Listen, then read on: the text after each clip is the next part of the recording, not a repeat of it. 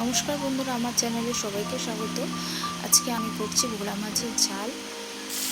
তো ভোলা মাছটা আজকে আমি সর্ষে দিয়ে করব, কোনো মশলাপাতি সেরকম দেবো না। তো চলো তোমরা দেখতে থাকো। দেখো, আমি তেলাপিয়া মাছটা ভেজে নিলাম আর পেঁয়াজটাও আমি দিয়ে দিয়েছি।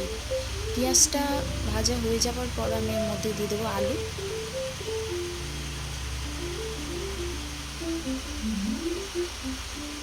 আলুগুলো আমি একটু লাল লাল করে ভেজে নিলাম। এরপর দিয়ে দেবো আমি সর্ষে বাটা। আমি সর্ষেটা অনেকক্ষণ ভিজিয়ে রেখেছিলাম। সর্ষে অনেকক্ষণ ভিজিয়ে রাখলে তেতোটা কম লাগে, তাই আমি সর্ষেটা অনেকক্ষণ ভিজিয়ে রেখেছিলাম।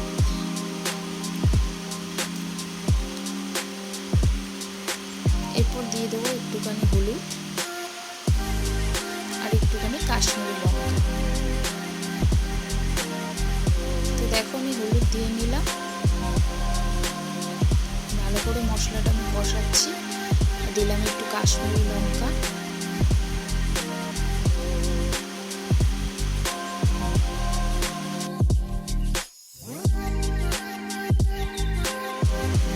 এরপর আমি একটু জল দিয়ে নেব আর দিয়ে নেব সামান্য নুন।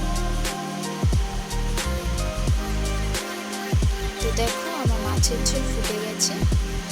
তো কেমন লাগলো বন্ধুরা তোমাদের ভোলা মাছের ঝাল সর্ষে দিয়ে? তো ভালো লাগলে প্লিজ একটা সাবস্ক্রাইব করে দিও, কমেন্ট করে লাইক করতে ভুলো না। তো আজকের মতো টাটা।